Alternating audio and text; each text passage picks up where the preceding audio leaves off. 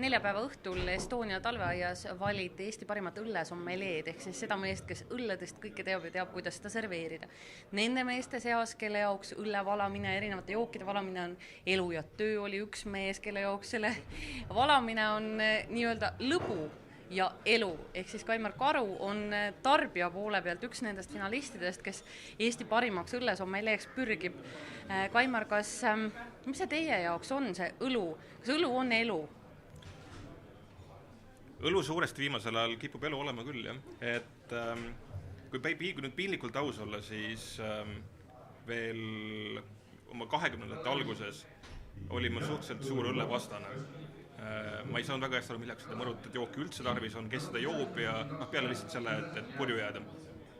Viimase paari aasta jooksul, kui ma olen veinimaailmaga tihedamas seoses olnud, sealt ma sattusin niimoodi peaaegu pooljuhuslikult rohkem ka õllemaailma tänu sellele, et sain Ameerikas maitsta erinevaid käsitööõllesid, mis minu jaoks täiesti avas selle maailma. Et meie arusaam sellest, mis võiks Ameerika õlu olla, on täiesti vale võrreldes sellega, mis on päriselt toimub. Ja see tekitas minu suvi asja edasi uurida. Ja praeguseks võib öelda, et tõepoolest jah, et õlu on tasapisi eluks muutumas.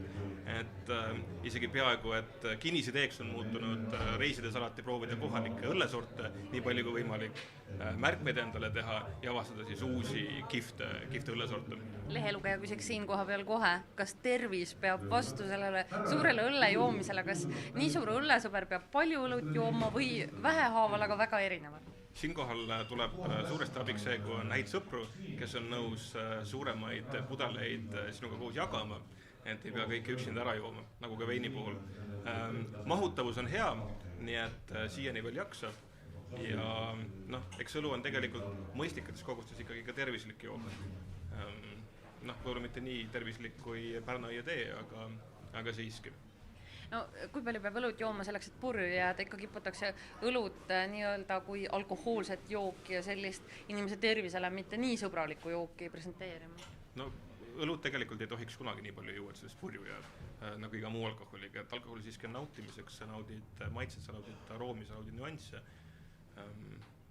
Kui on, ütleme niimoodi, ma arvan, et enda purju joomiseks on palju paremaid variante, kui selleks õlut kasutada, sellepärast, et kogus, mis selleks kulub, on üüratult suur.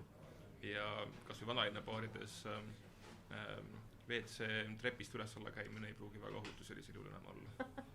Kuidas õlut üldse serveerida? Kas selleks on mingid erinevad reeglid, et mis peab kindlasti olema, milline see õlu peab olema, kuidas seda serveerida, millisest klaasist seda serveerida, selleks kõigeks on ka oma reeglid?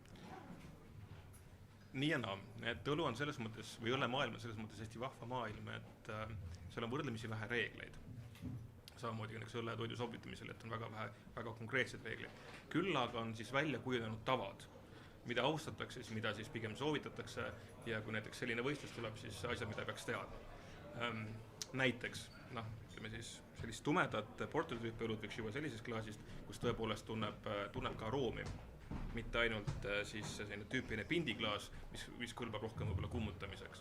Et põhimõtteliselt jah, et serveerimise puhul nii klaasid kui temperatuur, kõik on siis õlletüübis sõltuvuses. Et aga kuidas teie oma näiteks lähedastele või sõpradele peate tega palju õllest rääkima, kui teie olete seltskonnas, kas siis inimene üldse julgeb tellida tavalist Saku Kulda või tavalist A. Le Coq'i või mõtleb, et no ei tea, kuidas see Kaimar nüüd selle peale vaatab? Mõned juba kardavad küll, aga veiniga on see palju kriitilisem, sest veini mõttes või veini osas inimesed natukene kardavad. Et kui tuleb seltskonda veinisommelier, siis pigem hoitakse ennast tagasi, ei juleta väga kommenteerida ja ei juleta ka seda võib-olla öelda, et tegelikult osati inimene tulevad sülgeks pudel Dreamerit. Aga õlu on olnud alati rohkem kättesaadav inimeste jaoks. Ja õlle puhul inimesed on rohkem valmis panustama, kaasa rääkima, oma muljeid jagama, küsima, kommentaari, arvamusi. Et pigem seltskonnas see, kui keegi saab teada, et ma olen natukene rohkem õllest teadlik kui tema, siis ta pigem hea meelega küsib ja uurib ja tahab juurde õppida. Kuidas õllesid üldse eristada? sa mõtled tüübi järgi siis, et kõige laiem jaotus võib-olla siis on siis põhjakääritusega või pinnakääritusega. Et põhjakääritusega õlled siis tüüpiliselt laagerduvad natukene jahedamas keskkonnas, ja siis enamik laagertüüpi õlled on siis kõik põhjakääritusega. Pinnakääritus minu enda jaoks on palju põnevam maailm, kõiksugu ale'id, IPA'd, kõik uued kihvtid leiutised, mis tulevad Ameerikast või Skandinaaviast, et need enamasti kipuvad olema pigem siis pinnakääritusmeetodil valmistatud õlled. Üks põhjus selleks on see, et pärm, mis siis õlut kääritab, on pinnakääritusmeetodi puhul palju vähem nõudlik. Ehk siis sul ei laagerdu õlu kauem, ei hoia vaate kinni, ja sa saad natuke rohkem mängida temperatuuriga ja siis tulevadki sellised huvitavad eksperimendid, mis mõnikord on planeeritud ja mõnikord võib-olla vähem, aga õlle puhul väga tihti öeldakse, et kui just ei ole ilmne kvaliteediviga, siis kõik nüansid, õlle nüansid, et kui veini puhul on väga selge see, mis on õige, mis on vale, sõltuvalt sellest, kus kohast õlu pärit on, siis õlle puhul on see, aga see on meie nüanss sellele õlletüübile. Kaimar, teie käes on praegu A. Le Coq'i jõuluporter, kas eestlased oskavad õlut pruulida? Eestlased oskavad õlut pruulida. Meie suurtootjatel on kõigil olemas portfellis õlled, mis on üsna head ning hästi vahva on näha ka seda, kuidas järjest on tulnud juurde väikepruulijaid, kes valmistavad hästi kihvte õllesorte. Nii et meie õllemaastik laieneb. Ma pakun, et järgmise paari aasta jooksul meie kodumaine õllevalik mitte ei mitmekordistu, vaid mitte 10-kordistub. Nii et seni maistu põhjal võib öelda, et eestlased oskavad õlut pruulida küll.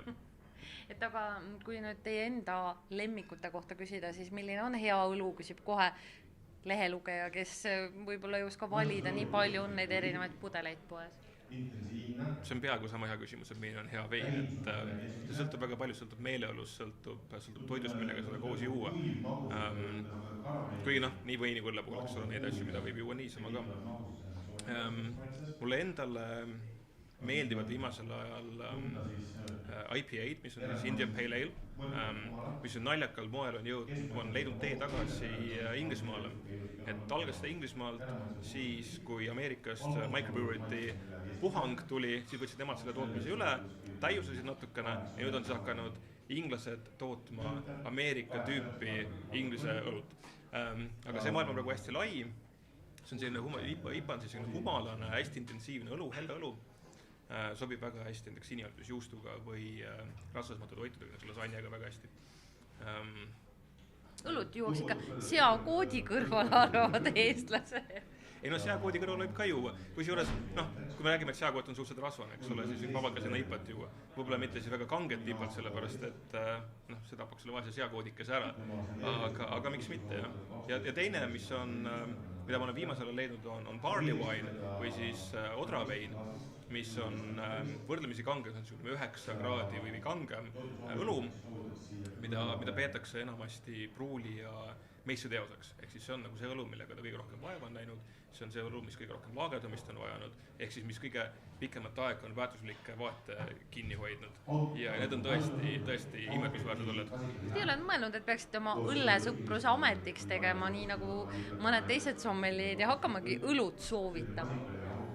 Eks ma seda natukene juba teen, lihtsalt raha sellest veel ei küsi. Pigem olen selline hunnik kriimsilm, et mul on mitmeid ameteid. Aga elu on näidanud, et mida rohkem asjad, millega tegeleda lihtsalt rõõmu ja lõbu pärast ja selleks, et teistele head meelt teha, on enamasti rohkem naudingut ja rahulolu pakkuvad kui need, mille eest makstakse.